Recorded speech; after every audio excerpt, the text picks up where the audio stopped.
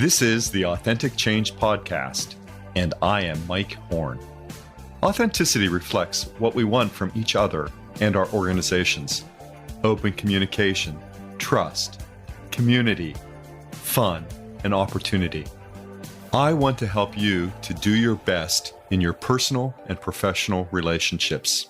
This podcast delivers expertise, insights, and approaches on authentic leadership, to live your purpose, to lead from your values, to establish connected relationships, to steward people and culture change, to build and sustain prosperity, and to open doors and possibilities. This podcast will assist you in paving the way forward to personal, team, and organizational prosperity. Welcome to this episode of Authentic Change with Mike Horne. I am delighted today to have in our studio to speak Jason Marc Campbell. He is the author, I think the creator, the originator of Selling with Love, and also a podcast host. He is the host of the Impact at Work interview series and Superhumans at Work, a Mind Valley podcast. Now, given those sort of titles, who wouldn't be interested in a conversation, a discussion with Jason Marc Campbell in terms of creating more impact in what we do and what we bring to every situation? So again, Jason, I'm so delighted to be here with you today and to introduce you to the Authentic Change with Mike Horne audience and to help you to get this message out about selling with love. So welcome, Jason. Can you say a little bit about yourself? Hey, Mike. Well, thank you so much for the intro. Hi, everybody. So about myself, well, one thing I would add is, I've been hosting this podcast. You were mentioning the Superhumans at Work. I find myself, doing a lot of work with this company that was promoting ideas around mindfulness, spirituality, productivity. And in the process, I noticed that they were doing sales very differently. And I also noticed that when you do sales in a place that is not manipulative, not trying to close every single person that comes within your encounter, and if they ain't buying, they're wasting your time kind of mentality that I'd seen in a lot of the sales literature that I'd seen. And well, the literature maybe not as much as what was really happening in some of the cultures that I would see, where there was a lot of aggression and a lot of negativity around sales. And those who were able to operate from that energy still got results. I was pretty fascinated by that. And I wondered, is this the only way? And so when I started down the path of investigating, is there a better way to sell? This is really where I started narrowing down the fact that there is. And I became obsessed about this concept called Selling with Love. The podcast itself, I actually recently rebranded it as the Selling with Love podcast so that I can actually focus on this message, bring it forward to as many people as possible. And this is what I do now. I advocate for this. I interview people on the topic, what their perspective is, and I want to highlight it to people who have resistance with sales to realize that, hey, there is a better way where you don't need to compromise your values. You don't need to be inauthentic and follow the gimmicks. You can do it in a beautiful way. And this is really what I want to make sure people understand and get to embrace. And let's begin to explore that in terms of authenticity. And when I think about authenticity, I think about congruence. I think that my words and actions match, and even better if my thoughts, words, and actions match, right? That I'm in alignment. And when I'm in alignment, I'm congruent, right? I have a certain sense of happiness. And I don't mean the kind of happiness that comes with having a new boyfriend or girlfriend or, the birth of a child or something, but I mean a sense of sustained happiness. And what social science tells us is that we enjoy being around other happy people. So, and I think foundational to that, as I come to my, advancing age, is this practice of gratitude and how it contributes perhaps to having a perspective to appreciate what all of us have in front of us. So how does that intersect with selling with love? Or how does that intersect with the concepts that you're advancing and exploring and helping people with? It's very interesting in the world of sales where there's a lot of people, particularly those who might not label themselves as a sales professional. When the idea of having to do sales comes up, the usual response is, I am not a salesperson, right? And the usual response is having an association with what you think sales are. And so the concept of even doing sales would come across as inauthentic. You start thinking about, hey, I've watched that movie, The Wolf of Wall Street, maybe. And you start thinking, is that how I need to act if I want to be a salesperson? Or maybe you go back and start thinking about the first big major purchases you've made. I often go on stages and I ask people, when I think of a salesperson, who comes up to mind? And a lot of people will shout out the used car salesman usually as one of the first Right. examples. And it's not an accident. I mean, there's two things that happen usually when you buy the used car. Is number one, is probably one of your first purchases, so it's a big emotional moment. And secondly, is if you're dealing with a used car sales professional, oftentimes they're not the most qualified individual. The best salespeople might find themselves at a higher tier dealership, and they're using more advanced relationship type of methods. So it's very common you'll encounter someone who might not know better, and might find yourself buying a car that might be breaking. You might be swindled out of a deal, and that stays with you. And if hasn't happened to you, it probably happened to somebody you know or care about. And those stories make it so that, hey, if you now need to go and sell, and you could be in any position within a company. Maybe you're in HR and trying to recruit a top talent or headhunt somebody from another company, and you're trying to make the proposition, make the sale for them to join yours. Or maybe you're pitching a project whenever you're in your specialty to be accepted, and you have to present it to a client. You have to put on that sales hat, and it does not feel good. It's almost like, oh my God, I need to change who I am. And what I need to change to is something that I really don't want to be.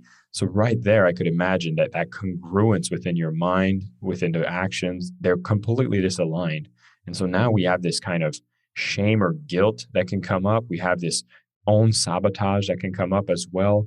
Whenever you go and make those sales, you're like, oh, I just don't want to do it. Every inch of your body just does not feel right doing it. And a big effort that I try to bring up is how you can actually look at this so differently that can give you that congruence, and realize that it's not the devilish thing that we've labeled it as. It can be one of the most beautiful things you can do. So what is the new archetype then for that person who sells with love? What are the qualities they engender? Are there underlying values? What do you think about that, Jason? Yeah. So whenever you think of the archetype great salesperson, I think this is one of the most powerful thing that I encourage people to do, is to kind of have a list of your own role model. I mean, I can't tell you who your role models are, but most often when I ask these questions, there's a lot of pop icons that come up, whether that's the Steve Jobs, whether that's the Elon Musk. I'll have like the Will Smith, Oprah Winfrey. Are some of the more common examples that usually come up when I ask a question. Like, put sales aside, just talk to me about your role models, right? And when I ask this question and people just like name what is somebody they look up to, maybe it's a big entrepreneur, I follow up that question and ask, well, in what way do you think they're salespeople? And when especially you use the big ones like the Elon Musk or the Oprah Winfrey, they are fantastic salespeople. Matter of fact, they do launches that are so big. Like Oprah promotes other people's products all the time. Elon Musk launches his new cars, his new initiatives. And even if you look at a SpaceX rocket launch, the PR, the propaganda, the marketing, the salesmanship that goes behind every one of those for people to recognize and appreciate the mission. Like most people can tell what is the mission of Elon Musk. And he usually will repeat the fact that he's looking to make humanity an interplanetary species. And most people are able to repeat that. And there's consistency and congruency in his message. And so if you want to go and sell and you realize, hey, if I look at someone like Elon Musk, and let's say he is an idol for me, and I'm like, wow, he is a salesperson, then why is it that when I sell, I can only think of negative examples? Instead, I could actually channel my inner role model and realize that I can be a salesperson too. And that's probably the first step I would get people to look into, especially if you're completely blocked around sales and you're like, I am not a salesperson. I hate doing this. I would say take a moment and think of all the people that you look up to and realize that all of us are salespeople. And you can look at positive role models in the process. And when you do so, you're at least going to take your foot off the brake anytime you're trying to move forward and make something happen. A big thing that I reframe within my book, Mike, is I give a new definition for sales that's going to be a bit more inclusive for people that might have resistance towards it. And I call it as this. I say selling is nothing more than an energy exchange between conscious beings. And I use the term energy because energy can be inclusive of products, services, experiences. And, in a more traditional sales environment, it'll be exchanged for money, which I label only as stored energy. And when you do this exchange, that's all that's happening. And this takes away a lot of the maybe money blocks or biases that we have or the charge that we have around money because it's a sensitive topic. And then when I define it this way and I say, if you know what you offer is so much more than what you ask in return, love is the emotion that balances the equation. And this is the major premise that I want to encourage people to look at whenever they're deciding to sell, is that when you know what you're offering to somebody, whether it's you're offering a job, whether you're pitching a project or an innovation within your company, whether you're selling a product or service, hey, even if you're trying to, encourage your children to eat healthier food, you know that what you're offering is something that you're trying to change their perspective. You're telling them when you take an action in this direction, it's going to offer you so much more. And the cost of it is going to be so much less than what I'm offering you. And I'm using every tool in the toolbox to ensure that you understand that and make the sale happen. When you come from that energy, it isn't a game of manipulation. It's nothing to be ashamed of. And it's nothing that you start sabotaging yourself with and realizing like, oh, should I sell it? You start realizing it's worth taking the risk. I should push this initiative forward, and I'm going to do my best to care for these people. Do you think of these generally as push or pull strategies, or some combination of, not some combination, but of the exercise of influence of situation of bringing some sort of new perspective or different perspective, or perhaps it's just the perspective of creating an environment where the person feels cared for, which is often lacking? True. I basically break it down. So in my process, I have 5 loves of selling. And what we're talking about here is the 4th love, which is actually loving the process of selling. So you're talking, should I be using a pushy strategy? Should I be pulling people towards me? Are there fundamental, things that I should be doing? Should I be working on branding? Should I be, messaging people cold? Should I be creating a webinar? Like there's a lot of different things that you can do in the process of selling. And I would include marketing within that category, like anything that you would do to exert influence over what you see as a better way. And when you start loving the process of doing that, you can use every technique you have within the toolbook that actually aligns with your values. We talked earlier that, authenticity is a big thing. And I think having that alignment to know what you think is a good strategy, what you think is not a good strategy, you would not go use the negative strategy unless you're being sold on a reason why it would work. But the biggest thing I tell people is if you actually go out there and you're using these techniques, maybe you're using language that you know is more persuasive. Maybe you're using certain techniques to pull people into your ecosystem to be able to sell, or you're just going there reading scripts and selling by a push strategy here. The quick thing to remember is that when you use any technique in sales, it's not manipulation, it's empathy. We are emotional beings, and empathy is necessary for you to understand how they want to be communicated to for them to take an action that's in alignment. What do you help people to sell, Jacob? Or what would someone, Jason, what would someone come to you for in terms of needing to fall in love with their process? I could use one example that I really loved working on. So it was a retail organization out in Southeast Asia. They had 6 locations, and it was a beauty center. So they did laser work. They did, rejuvenating techniques. I couldn't name half of the things that happened in this salon, but it was one of these modern beauty experiences. And what happened is I'm speaking with the CEO, and they felt at a crossroads. They saw that most of the people in this industry would actually sell in a way of making the client feel worse about themselves. And then the only way to move forward was to purchase the product. So I'll give an example. They would see people walk into a beauty salon saying, hey, you need to do this laser treatment because, you're getting old. And the more old you get, that means your husband's going to be less interested in you. And if your husband's less interested in you, he's probably going to leave you. And you don't want to be left alone and getting old. And so you need to do this procedure. And it was such a dark way of selling that was very prominent within the entire industry. And so I started conversing with her, and she had different values. She really wanted to make sure that these techniques were not used. And a lot of the foundations around why she created this center was because there was a fundamental acknowledgement that beauty everybody has. And if you want to use some of the procedures to enhance a part of yourself, you can go ahead and do that. And so we actually built an entire branding around using Selling with Love, talking about how every client or potential client that walks through the door is beautiful regardless of what they buy.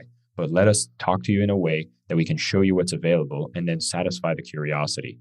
And so she put this within her material across the board so that she could be very different than every other industry. And she's now growing at a faster rate because people don't feel bad walking into her salon. They don't get guilted into purchasing. They feel like it's a place they can come, get curious, and bring their friends and have fun and try new techniques. It reminds me of leading with beauty. And I co-led a session with about 15 executives in a global pharmaceutical company. And we were in a Swiss village, idyllic, snow falling, beautiful accommodations. And the workshop that we led was on leading with beauty. And we asked each leader to create a self-image of themselves leading beautifully. And it created a really rich day of recasting or reframing what's often seen as the accentuation of certain interpersonal skills or the exercise of certain analytical skills, and rarely seen as the expression of beauty. And what it means to lead beautifully. Maybe that's it with sales, Jason Marc Campbell. Maybe that's what you're up to in terms of selling with love. Well, I'm definitely getting people to embrace their inner salespeople. So one of the powerful things is once you realize that, hey, every communication instance you have, a sale is usually made. An idea is communicated. You're asking to go, let's say, to a certain restaurant. You have a preference, and you're enrolling people most of the time, every single day. And if you deny the fundamental aspect that we do as human beings, I mean, the beauty of the world was created through sales. Like, if you look around you, everything you have was a process of sales that made it so that you've acquired it. I mean, countries have been developed through massive negotiations, massive sales. I mean, yes, there's been some terrible sales, but sales, just like love, there can be some healthy sales, there can be some unhealthy sales, there can be some healthy love and unhealthy love. And what I want to make sure people understand is there is a way to make extremely healthy sales. And when you do that, my God, do you start advancing yourself in your career, growing your business, and actually making the changes you want to see in the world, because the salespeople are the ones who do change the world. And as you describe that process, what I'm wondering is that how is that ignited? Because of course everybody has their 10,000 hours, or you sustain a practice, you work it long enough. I mean, you become skilled at doing it, and often, particularly in the world that I work in organization, in people and culture. Change is thinking about no vision can ever be accomplished without dissatisfaction, some vision for the future, and a set of first steps. So how do you get people to the first hurdle of saying, I'm worthy of being invested in, and you are worthy, our time is worthy of our purpose? Well, at least in terms of the framework that I speak about, for example, if people want to be able to embrace this and want to be able to move forward, right? You've already mentioned it about the vision side, which actually is the first love in selling. So when people have an understanding that, hey, this is a useful tool, I'm worthy of developing this tool. It's going to be a huge advantage for me in my development. So where do you get started? Well, a couple of things I talked earlier was just removing the blocks that you might have. And, this can come from just auditing your own association with sales. And I think just having a positive identity, a positive association with what a salesperson is, and realizing you are a salesperson and it can be healthy is just a switch in the mind that you can start at least considering, okay, maybe I can like sales, right? At least you're not like draconianly hating sales and resisting it at all costs. So at least once that's open, what I usually tell people is start with loving the impact of what you do. And this is an exercise of just gaining a bit more clarity, like really taking inventory of what's the impact of what is it that happens when you do make that sale. And of course, if you're an employee, then there's a sale that was made, which is you sold your time to one employer and you're providing value for them. And so this is a good place to start. And you can even divide it into, I can divide it up to 5 categories, but let's just go with like the 3 basic ones. I say, what's the impact for the buyer or the client that you decided to sell to? So if that's a boss, then it's like, okay, what is the value I do provide for them? Like what happens because of my existence within this organization? In a more traditional sales environment, then it would be like, okay, if I've given this product or service to this person, how does that change the client? And start taking inventory of that. In a case of, let's say you're working in HR, you're like, wow, I really provide a steady stream of, employee development, as well as new hires, as well as management of complications that our growing organization does not have time for and need.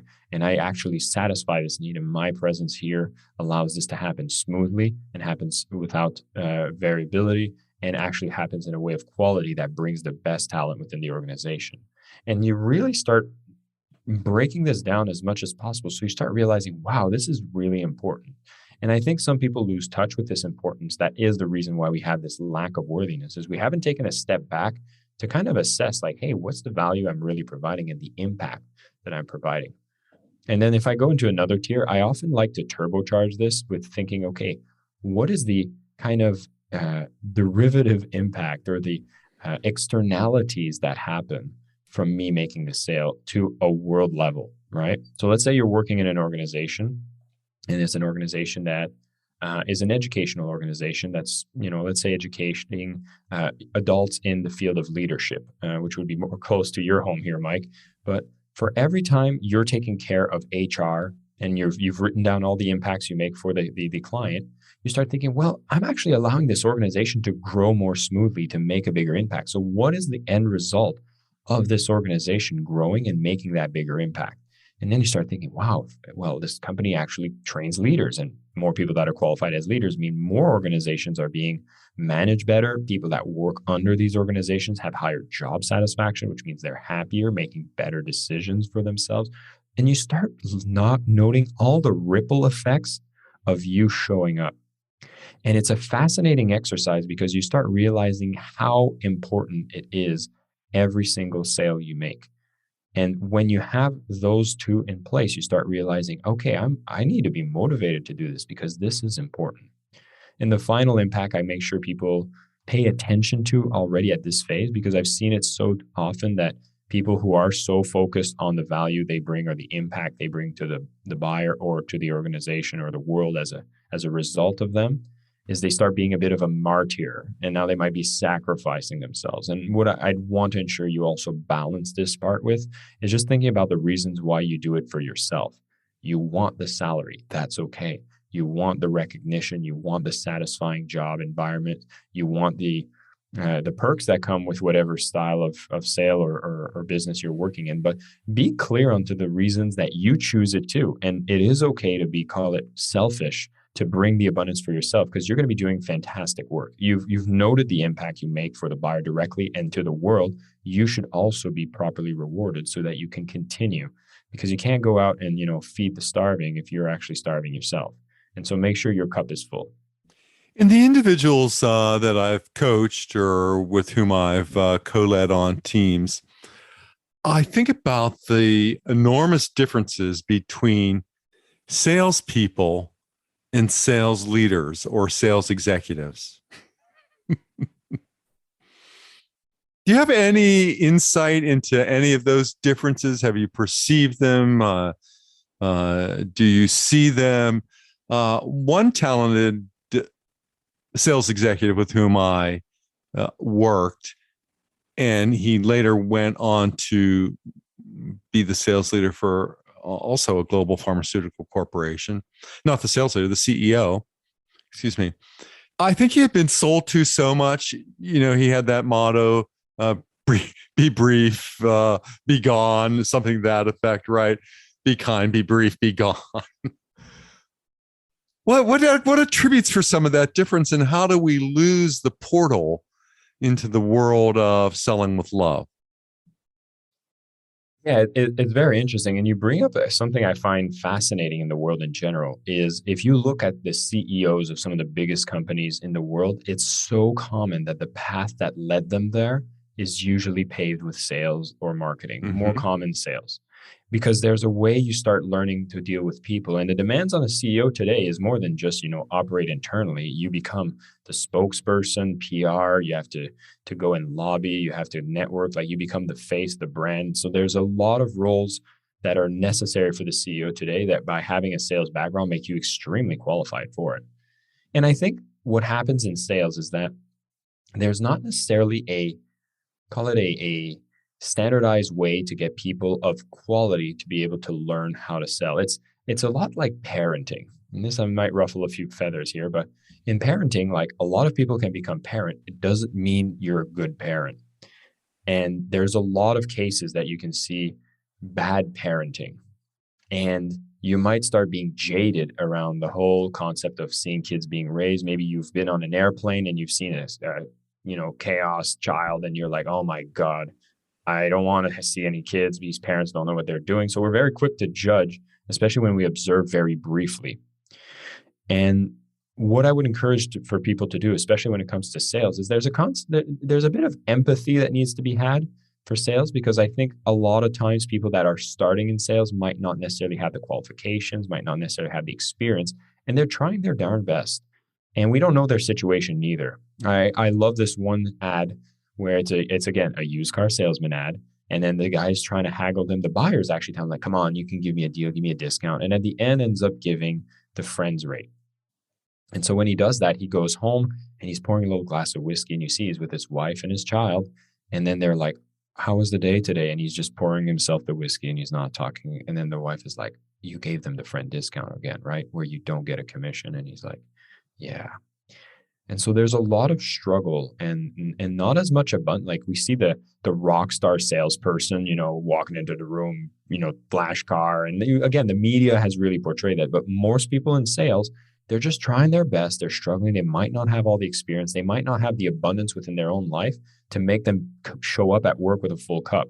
So now you have somebody like your friend who might be tuned off from salespeople because, again, one more thing that happened is it's more accessible for any salesperson to reach to anybody. So now our attention is so limited. And so, hey, guess what? On LinkedIn, if you're any kind of executive, how many messages are you getting from people saying like, hey, come and check out my product? And you're tuning the whole thing out. So how can you do better? And so in an attention economy, which is exactly where we're at now, when again, I go back to loving the process, you start understanding, hey, sending a cold LinkedIn message to a VP is not going to work.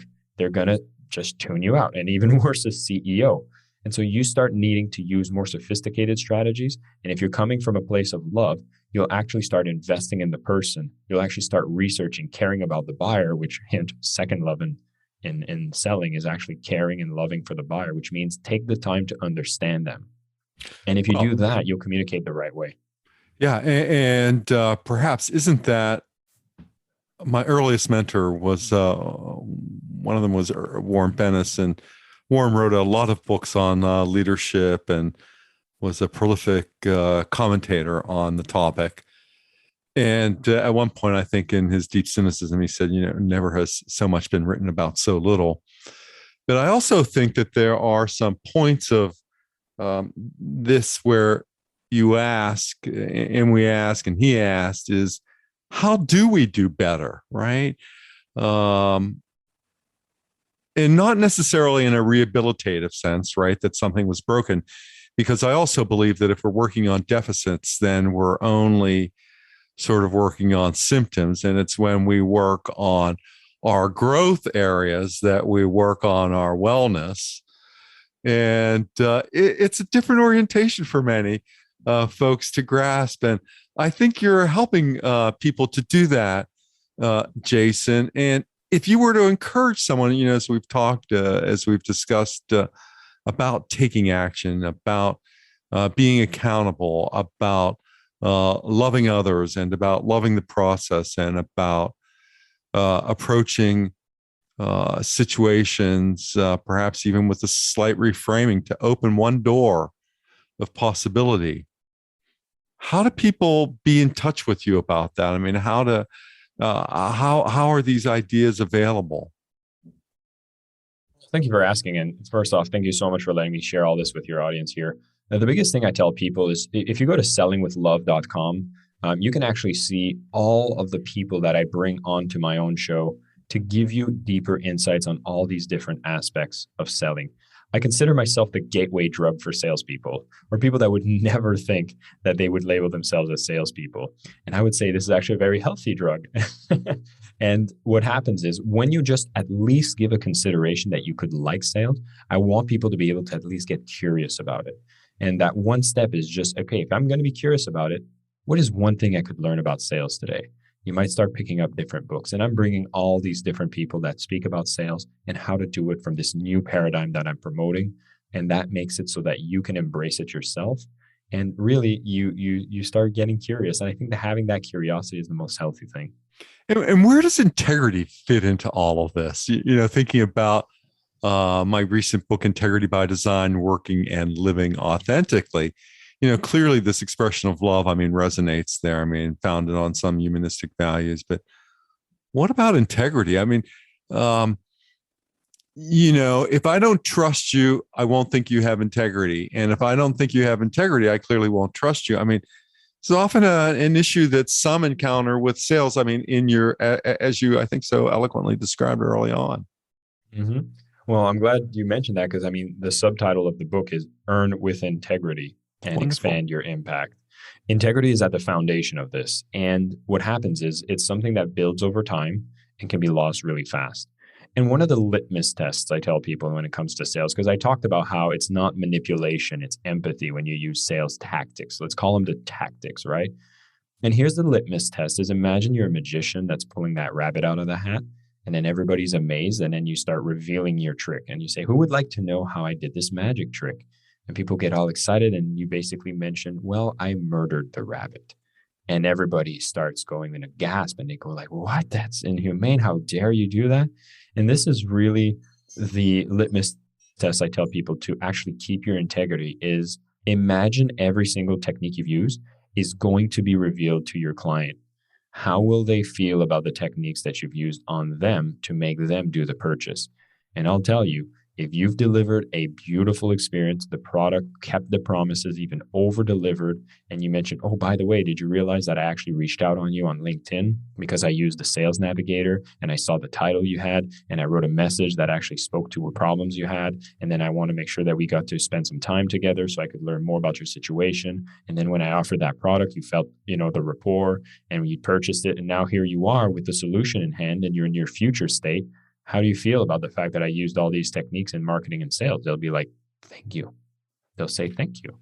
Well, and perhaps it's beyond technique. Well, there is a lot that goes behind that is beyond technique, but the techniques do not hurt because a lot of times you need to identify these people. And that's right. That's yeah. Oh, my point on that is that it's embodying these practices. So that they are developed over time, they're consistent, they show the value and caring about others. That's right. But what I would say as far as technique, like at the beginning, most of the time, you don't have a lot of technique that you're using or tactics that you're using. You're genuinely just connecting with people on a one-on-one basis. But as you start to scale, you might be doing like automated emails. You might be doing like advertising, which are tactics that you use to be able to scale. They are important. And if you start explaining to the people saying, hey, yeah, I saw you were, let's say on LinkedIn, you were interested in these groups, you saw an ad that was targeting you and I knew you were the target demographic. These are all tactics, techniques, ways of doing marketing. No one's going to say like, how dare you target me with an ad of something of interest that made me purchase that's changed my life in a positive way. And so it would not come across as anything negative. But A flip side of this that might make it more obvious is imagine saying, like, you remember when I told you I was going to deliver this product that was going to change your world and fix all your problem? Well, I'm glad I took that money from you, but yeah, that product doesn't exist. Sorry. Then they'd be like, wait a second, that's messed up. Mm-hmm. And Jason, how do people how do people access and approach selling with love? One is they do it through listening to your podcast, Selling with Love, and other ways that they continue to find expression for your ideas. Well, the coolest thing I do, Mike, is every month I do a challenge where I walk people through the entire framework. So it's a Selling with Love challenge. It's an absolutely free challenge where people can just join in. They get to understand the framework to to completely remove the blocks around selling. I make them do their Selling with Love map, which talks about those 5 loves in selling. And towards the end, I start giving them practical techniques that they can use to be more effective at doing their sales. And so if you just go to sellingwithlove.com, you'll notice right at the top, the challenge button is there. Sign up to the challenge. If these ideas, tickle your interest or your curiosity here, I really go deep and make sure that you can leave with a blueprint so that whenever you come across a place where you need to sell, whether that's directly as a salesperson, as an entrepreneur, business owner, or a leader, you'll realize that, hey, I can make this happen in a beautiful way without compromising on my integrity and being authentic in the process. Do I join the challenge at any time, or is it a specific date, like each month that it begins? Or yeah, we just go to the page and you'll see exactly when the next one is happening. It's usually early in the month. And that's sellingwithlove.com. That's right. Yeah, that's great. It's really great that you're making challenges available. I find them to be one of my effective platforms for coaching, mentoring, and teaching. It's just a great way to invite people into the concepts of authentic leadership and authentic change and creating cultures where people do their best, or communities where people continue to do their best.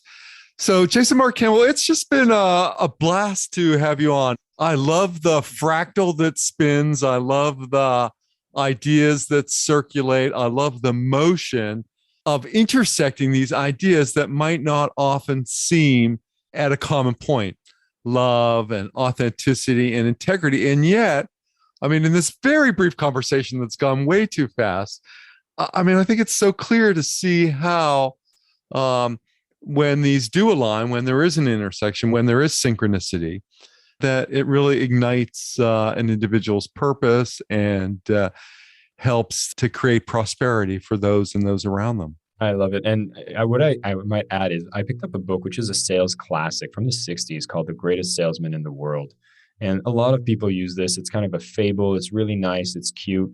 And what was fascinating for me when I picked it up and I started reading it is they go through these ancient scrolls of abundance and how you can become the most abundant person in the lands. This was maybe in the early years and like 2,000 years ago. It's a cute story. And the first scroll they take out, the first concept around selling is they say, any deed worth doing is done with an energy of love.